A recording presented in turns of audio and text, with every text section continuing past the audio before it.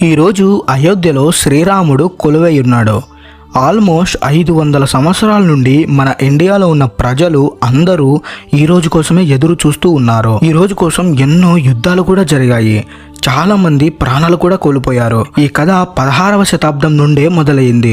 అయోధ్యలో రామ మందిరం కోసం ఎంతో మంది తమ ప్రాణాలను కూడా కోల్పోయారు. ఈ రోజు నుండి దాదాపు 492 సంవత్సరాల ముందు అంటే 1528లో శ్రీరాముడి మందిరాన్ని అప్పుడు నవాబ్ అయిన మొహమ్మద్ బాబర్ పడగొట్టాడు. అది పడగొట్టి అక్కడ మసీద్ కట్టారని అందరికీ తెలిసిందే. కానీ అంతకన్నా ముందు శ్రీరామచంద్రుడు కొడుకు కుషుడు అయోధ్య రామ మందిరాన్ని కట్టించారు. ఆ టైంలో ఒక్క అయోధ్యలోనే 3000 సీతారామ మందిరాలైతే ఉండేవి. 15th సెంచరీ బీసీలో చాలా మందిరాలు పడిపోయాయి. అదే టైంలో ఉజ్జయానికి చెందిన కింగ్ విక్రమాదిత్య ఆ మందిరాలన్నీ మళ్ళీ కట్టించాడు. తర్వాత చాలా సంవత్సరాల వరకు ఆ మందిరాలు అయోధ్యలో పూజలు అందుకున్నాయి. ఏప్రిల్ 21, 1526లో మహమ్మద్ బాబర్ ఇబ్రహీం లోడి మధ్యలో యుద్ధం మొదలైంది. 1528 కల్లా బాబర్ ఆర్మీ అయోధ్యకి చేరుకున్నారు. అదే సమయంలో మందిరాన్ని పడగొట్టి మసీద్ని కట్టారు. ఆ మసీద్ని బాబ్రీ మసీద్ అంటారు. ఆ తర్వాత ఎలాంటి డిస్టర్బెన్స్ లేకుండా 150 సంవత్సరాలు గడిచిపోయాయి. ఆ టైంలో ఇండియాని మొఘల్స్ పరిపాలించేవారు. తర్వాత 1717లో జైపూర్ కి రాజైన రాజా జైసింగ్ మసీద్ చుట్టూ ఉన్న ప్రదేశాన్ని సొంతం చేసుకున్నారు అనుకున్నాడు. హిందూస్ కి ఆ ప్లేస్ ఎంత ఇంపార్టెంటో జైసింగ్ కి తెలుసు. అందుకే జైసింగ్ మొఘల్ తో ఫ్రెండ్షిప్ చేద్దాం అనుకుంటాడు. బట్ ఆ ప్రయత్నం ఫలించలేదు. జైసింగ్ మసీద్కి దగ్గరలో ఒక చిన్న రామ మందిరాన్ని కట్టించారు. 1778లో జోసెఫ్ ఎలాంటి ప్రూఫ్స్ లేకుండానే బాబ్రీ మసీద్ అయోధ్యలో రాముడు జన్మస్థలం సమీపంలోనే ఉంది అని సూచించారు. ఆ టైంలో ముస్లిమ్స్ లోపల నమాజ్ చేసేవాళ్ళు, బయట హిందూస్ రామ మందిరంలో పూజలు చేసేవారు. ఒక సమయంలో అయోధ్యలో శ్రీరాముడికి కొన్ని వేల మందిరాలైతే ఉండేవి. 1813లో కొంతమంది హిందూస్ 1528లో బాబర్ రామ మందిరాన్ని కొట్టి మసీద్ కట్టించారని దావా వేశారు. మసీదులో హిందూస్ మందిరానికి చెందిన కొన్ని కళాకృతులు దొరికాయని బ్రిటిషర్స్ తన రిపోర్ట్స్ లో రాసుకున్నారు. మాజీ ఐపీఎస్ కిషోర్ కునాల్ తను రాసిన బుక్ అయిన అయోధ్య విజిటెడ్ లో కూడా దీని గురించి చెప్పారు. ఆ తర్వాత 1838లో మౌంట్ కెమెరీ మార్టిన్ ఒక రిపోర్ట్ ఇచ్చారు. మసీద్ పిల్లర్స్ మందిరం నుండి తీసుకున్నారని ఆ రిపోర్ట్ లో ఉంది. అది బయటకు వచ్చాక గొడవలు జరిగాయి. ఇది అందరికీ తెలిసాగా మసీద్ ప్లేస్ లో నమాజ్ తో పాటు పూజలు కూడా జరిగేవి. 1853లో నవాబ్ వాజిద్ అలీ షా ఆఫ్ అవాద్ టైంలో ఫస్ట్ టైం అయోధ్యలో పూజలు జరిగాయి.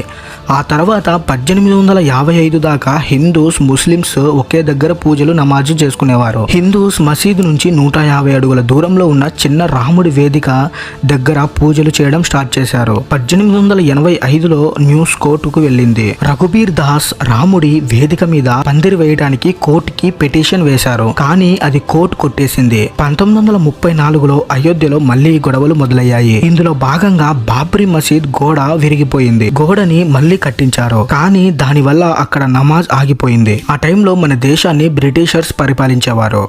అప్పటికి కాంగ్రెస్ అజెండాలో కూడా రామ మందిరం గురించి ఎలాంటి ప్రస్తావన లేదు. కానీ ప్రజలు 400 సంవత్సరాల తర్వాత కూడా పోరాడుతున్నారు. గవర్నమెంట్ మీడియా నుండి ఎలాంటి సపోర్ట్ లేకపోయినా కేవలం రాముడి మీద భక్తితో రామ మందిరం కోసం పోరాడుతూ వచ్చారు. 1947లో ఇండిపెండెన్స్ వచ్చింది. ఇండిపెండెన్స్ రాగానే ప్రజలు ఆనందపడి రామ్ మందిర్ వర్క్ స్టార్ట్ అవుతుందేమో అని అనుకున్నారు. కానీ అప్పటికి కాంగ్రెస్ గవర్నమెంట్ ఏ ఒక్కరు రామ మందిరం మీద ఇంట్రెస్ట్ చూపించలేదు. డిసెంబర్ 30, 1949లో మార్నింగ్ గంటలు మోగుతున్న సౌండ్ వినిపించింది. అక్కడ శ్రీరాముడికి పూజలు జరుగుతున్నాయని తెలిసింది. నైట్కి ఈ మందిరంలో రాముడు విగ్రహం ప్రత్యక్షమైందని హిందూస్ దావా వేశారు. నైట్ టైం ఎవరు లేనప్పుడు ఎవరో కావాలని విగ్రహాన్ని పెట్టారని ముస్లిమ్స్ అన్నారు. ఇది ఎంత పెద్దదైందంటే అప్పటి ప్రధానమంత్రి నెహ్రూకి తెలిసింది. అప్పుడు నెహ్రూ మందిరం లోపల విగ్రహాన్ని తీసేసి ముందులా మార్చమని కేకే నాయక్కి చెప్పారు. కేకే నాయక్ ఒకవేళ విగ్రహం తీస్తే అక్కడ జనాలు ఒప్పుకోరు అన్నాడు. అయినా ఒకసారి స్థాపించిన విగ్రహాన్ని తీయడానికి ఏ ఒక్క పూజారి ముందుకు రారు అని చెప్పాడు. కేకే నాయక్ విగ్రహాన్ని తీసే బదులు అక్కడ గేట్ పెట్టమని నెహ్రూకి చెప్పాడు. కానీ నెహ్రూ అది పట్టించుకోలేదు. 1950లో హిందూ మహాసభ న్యాయవాది గోపాల్ సింగ్ రాముడి విగ్రహానికి పూజలు చేసుకునే అధికారం అడిగారు. తర్వాత ఆ కేసు 35 సంవత్సరాలు నడుస్తూ వచ్చింది, కానీ ఎలాంటి రిజల్ట్ లేదు. తర్వాత 1980లో భారతీయ జనతా పార్టీ వచ్చాక రామ్ మందిరంలో మార్పులు మొదలయ్యాయి. ఆ టైంలో సంగత్ విశ్వ హిందూ ప్రతిష్ట రామ్ మందిర్ ఆందోళనలో భాగమయ్యారు. 1984లో ఢిల్లీలో ఉన్న విజ్ఞాన్ భవన్ ఒక కార్యక్రమం చేసి సీతామది నుండి అయోధ్య వరకు రథయాత్ర చేయాలని ప్లాన్ చేశారు. కానీ 1984లో ఇందిరాగాంధీ మర్డర్ జరగడంతో ఆ కార్యక్రమం జరగలేదు. 1986లో షాబానో కేస్ తన హస్బెండ్ కి డైవర్స్ ఇవ్వడానికి రెడీగా ఉన్నా కూడా చాలా మంది ముస్లిమ్స్ అందుకు ఒప్పుకోలేదు. సుప్రీంకోర్టు నిర్ణయాన్ని అపోజ్ చేయడం స్టార్ట్ చేశారు. అప్పుడు ప్రధానమంత్రి ముస్లిమ్స్ ని హ్యాపీగా ఉంచడానికి ఈసారి రాజీవ్ గాంధీ తీసుకున్న డెసిషన్ పై కోప్పడ్డారు. రాజీవ్ గాంధీ డెసిషన్ ని అపోజ్ చేశారు. అప్పుడు రాజీవ్ గాంధీ హిందూస్ ని హ్యాపీ చేయడానికి మూసి ఉన్న బాబ్రీ మసీద్ ఓపెన్ చేసి పూజలు చేసుకోమన్నారు. ఈసారి రాజీవ్ గాంధీ తీసుకున్న డెసిషన్ ముస్లిమ్స్ కి నచ్చలేదు. దాంతో ఫిబ్రవరి 6, 1986 ముస్లిమ్స్ అందరూ కలిసి బాబ్రీ మసీద్ యాక్షన్ కమిటీ స్టార్ట్ చేశారు. ఆ తర్వాత ఇయర్ లో లాల్ కృష్ణ అద్వానీ సోమనాథ్ నుండి అయోధ్య వరకు 10 కిలోమీటర్లు రథయాత్ర ప్లాన్ చేశారు. రథయాత్ర టైంలో బీహార్ లో ఉన్న సమస్తీపూర్ లో అద్వానీని అరెస్ట్ చేశారు. రథయాత్ర పూర్తి అయ్యే టైంలో చాలా మంది భక్తులు అయోధ్యకి వచ్చి రథయాత్రని విజయవంతం చేశారు. 6 డిసెంబర్ 1992 ఆల్మోస్ట్ 2 లక్షల మంది భక్తులు అయోధ్యకి వచ్చారు. ఆ టైంలో కళ్యాణ్ సింగ్ యూపీకి ముఖ్యమంత్రిగా ఉన్నారు. పివి నరసింహారావు ప్రధానమంత్రిగా ఉండేవారు. అప్పుడు కళ్యాణ్ సింగ్ భక్తులని కంట్రోల్ చేయడానికి ఎలాంటి గన్ షాట్స్ జరగకూడదు అని పోలీస్ కి ఆర్డర్ ఇచ్చారు. కానీ ఆ రోజు ఆఫ్టర్నూన్ మసీద్ మొదటి డోర్ ని పడగొట్టారు. తర్వాత 3:30కి ఇంకొక డోర్ పడగొట్టారు. తర్వాత 5 PM కి మూడో డోర్ కూడా కూలిపోయింది.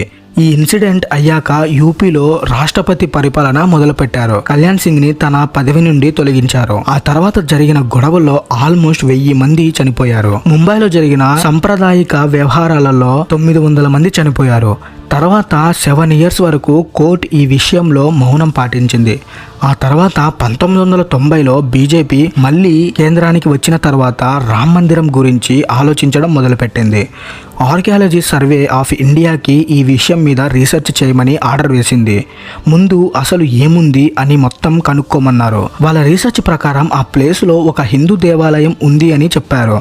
దాంతో ఫస్ట్ టైం అక్కడ హిందూ మందిరం ఉండేది అని సైంటిఫిక్ గా ప్రూవ్ అయింది. దీనిని ఆధారంగా తీసుకొని న్యాయస్థానం వివాదంలో ఉన్న ప్రదేశాన్ని రామ జన్మభూమి ట్రస్ట్ అని నిర్మోహి అఖరా ఇంకా సన్నీ వాఫ్ బోర్డ్ కి ఈక్వల్ గా పంచింది. కానీ ఈ 3 పక్షాలు కోర్టు ఇచ్చిన తీర్పు ఒప్పుకోలేదు. ఆ తర్వాత 2011లో ఈ ఇష్యూ సుప్రీంకోర్టుకి వెళ్ళింది. అక్కడ కూడా 7 సంవత్సరాల వరకు ఎలాంటి తీర్పు రాలేదు. సుప్రీంకోర్టు ఆ డాక్యుమెంట్స్ అన్నిటిని ఇంగ్లీష్ లోకి ట్రాన్స్లేట్ చేయమని చెప్పింది. తర్వాత ఆగస్ట్ 2019లో వ్యవహారానికి చెందిన అన్ని పక్షాలకి తీర్పు లభించింది. అదే ఇయర్ లో నవంబర్లో వివాదంలో ఉన్న ప్లేస్ రామ మందిరానికి చెందుతుందని సుప్రీంకోర్టు తీర్పునిచ్చింది. ఆ తర్వాత ఫిబ్రవరి 5, 2020న రామ్ మందిరం స్టార్ట్ చేశారు. 1928లో అయోధ్యలో రామ్ మందిరాన్ని పడగొట్టిన 492 సంవత్సరాల తర్వాత అదే ప్లేస్ లో రామ్ మందిరాన్ని నిర్మించారు. రాముడి దర్శనం ప్రపంచం మొత్తానికి జరుగుతుంది. ప్రతి భారతీయుడు గర్వించాల్సిన సమయం ఇది. జై శ్రీరామ్. That's it guys.